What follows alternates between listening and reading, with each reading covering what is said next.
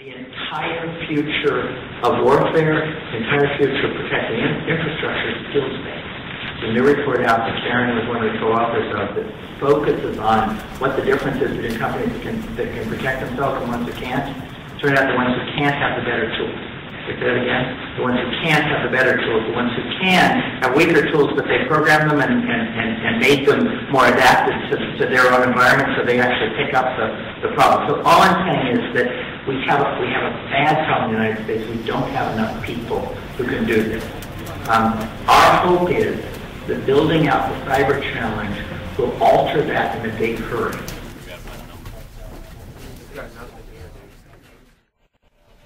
They're faced with a number of puzzles that are fairly similar to real world issues, and they've got to figure out how to solve them, and while figuring out how to solve them, they also usually learn how to defend against them because they know what to expect the attackers to use. I think we probably had more penetration into the more secure areas of the network. A flag count was one thing, but you got more points at the end of it for more valued prizes. So, for example, we got into the credit card database of the network, and that was a pretty highly valued target. We were able to actually do a call from their network, having it seem like they came from their network. Essentially convinced them that we were calling from in the next room over. They gave us a word for that as well. If you don't have a venue to do good things, you're going to end up doing bad things. Generally you have high energy folk that want to do things. They want to kind of pick apart things, see how things work, take them apart. If they have, and there's certainly many opportunities or needs in the government and in corporate sector to put that kind of mindset to use.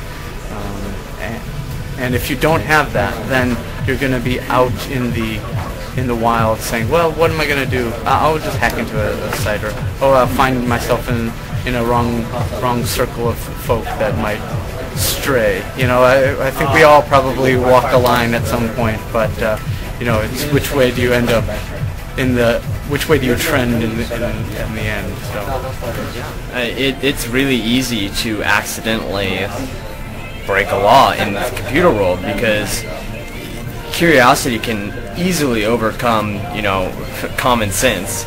You accidentally stumble across someone's password and username, and say you're like, oh, I just want to check out their email account.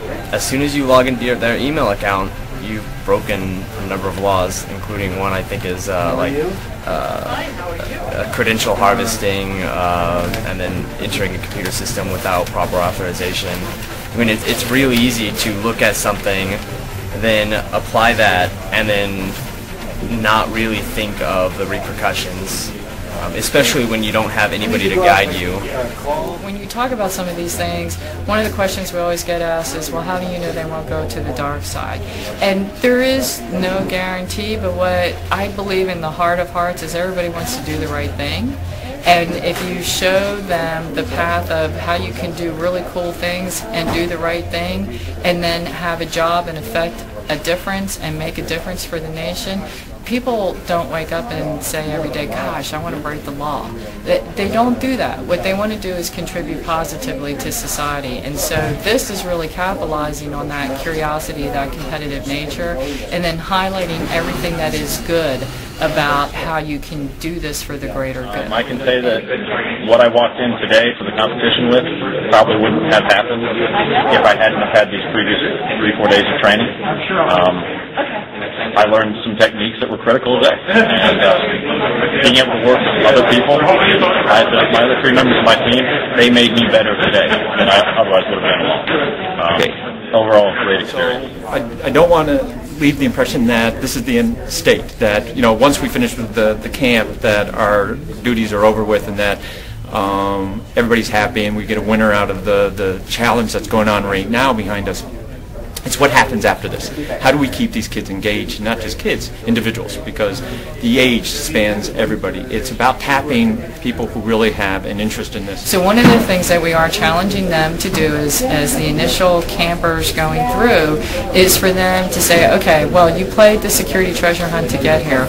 We know that you could make that better. How would you make that better? How would you do certain things? And so they're writing programs now. They're writing competitions to send in to see if people can actually compete and use those. And so that's them giving back, but that's also us tapping into the positive way of having them contribute to this. I've got this project I'm building of how to remotely connect different war zones so that I can attack, the Net Wars one, or I can attack like a 2600 group in Baltimore, and that they're all on the same playing field and they're all interconnected and creating like a sub-underground war zone. And I want to get them in on this. I think it's an engagement. This stuff is fun, for one, because I think it's the most enjoyable thing in the world.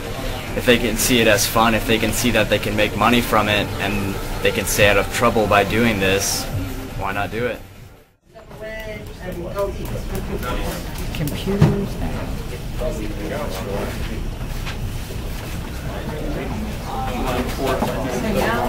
Yeah. Leave them gracefully exit. Fine work.